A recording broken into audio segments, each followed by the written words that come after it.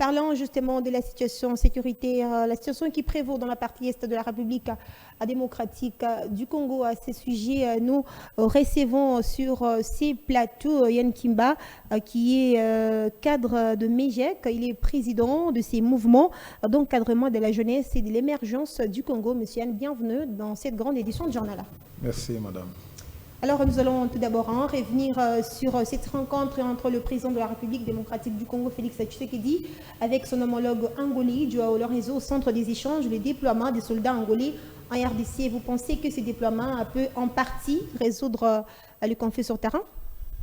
Exactement. Vous savez bien, madame, au début de notre adhésion à cette force régionale, il était prévu dans le cadre de la sécurité dans l'est de notre pays, que tous les pays membres de cette organisation régionale puissent accompagner la République démocratique du Congo pour, n'est-ce pas, former une offensive d'attaque contre le M23 soutenu de fond en comble par le Rwanda. Et nous avions constaté à une période de la léthargie de certains pays membres de cette organisation de nous accompagner véritablement dans cette dure épreuve. Mais si aujourd'hui le président de la République est en train de mener beaucoup de démarches pour que ceci aboutisse à des résultats probants, je crois que c'est important que nous ayons le soutien non seulement de la sous-région, mais aussi de l'ensemble de l'Afrique, étant l'un des pays membres permanents de l'Union africaine.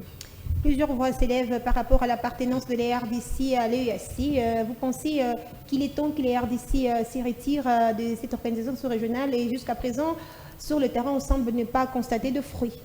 Se retirer de cette force régionale, je crois qu'à mon humble avis, ce n'est pas une urgence pour le moment, parce que ce n'était pas ça l'objectif pour nous, d'adhérer et puis après un moment donné de se retirer. Vous savez que nous sommes l'un des pays pionniers au cœur des échanges commerciaux entre nos voisins. Et je crois que la présence de la RDC au sein de cette organisation régionale est d'une importance capitale. Mais aujourd'hui, il se fait que l'un des pays membres de cette organisation nous agresse. Ceci ne peut pas rester indifférent aux autres pays qui sont également membres de cette organisation de nous accompagner. Tout le monde le sait aujourd'hui que le Rwanda est derrière le M23 et que nous avons nécessairement besoin du soutien de tous les autres pays qui constituent l'organisation de cette force régionale.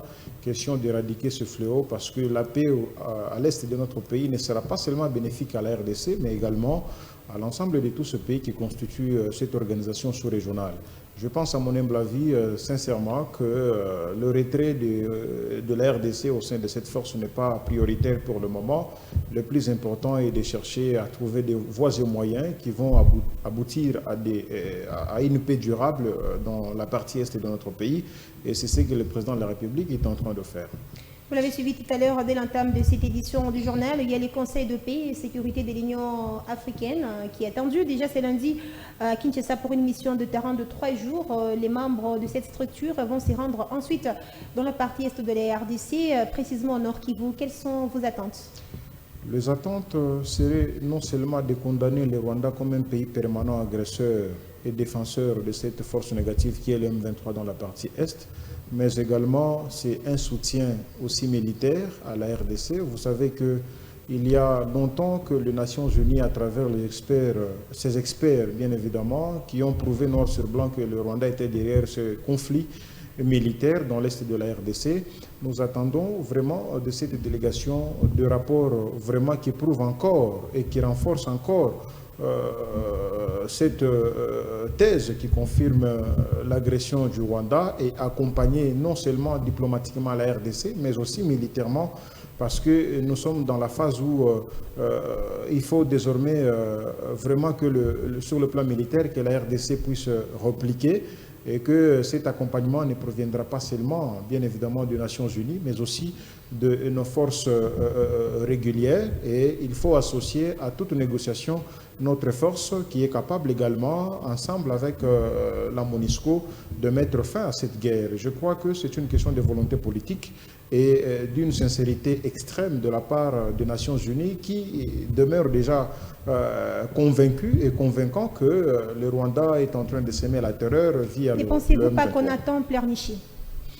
Ce n'est plus le moment de pleurnicher parce que nous-mêmes, il vous souviendra, madame, qu'en 2013, nous avions vaincu cette force négative du M23. C'est-à-dire que notre armée est capable, dès qu'elle est restructurée, accompagnée et soutenue par le gouvernement, de renverser la vapeur. Et je ne vois pas que cette force négative du mouvement du 23 mars peut tuer notre force régulière. Et je suis convaincu qu'avec l'appui de la MONUSCO et également des autres membres de la sous-région, nous sommes à mesure de mettre fin à cette guerre. C'est une question de volonté politique, madame. Nous avons reçu le pape François qui est notamment revenu, qui a condamné cette agression. Nous avons reçu le roi de Belge qui a été reçu ici en RDC. Nous avons reçu tout récemment le président français Emmanuel Macron.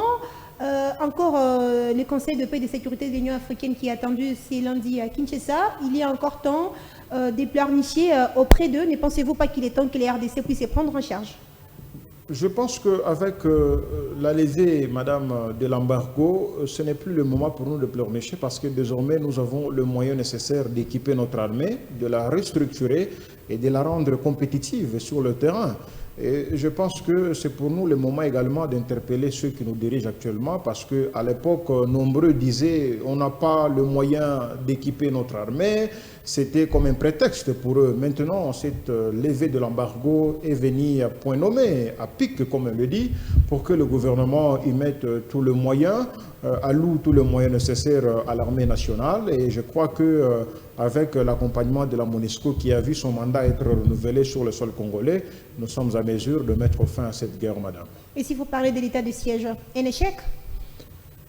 Je crois que, certes, selon les attentes de la population, l'état de siège n'a pas favorablement répondu aux attentes de la population, mais je crois que, quelque part, sa présence, c'est-à-dire la présence de nos compatriotes militaires dans la partie nord de notre pays, était aussi d'une importance capitale parce que ils ont quand même réussi à mettre en déroute quelques attaques. Si aujourd'hui, le Goma n'est pas encore sous contrôle du M23, c'est entre autres à cause des efforts fournis et consentis par nos compatriotes militaires que nous encourageons de faire mieux que ça.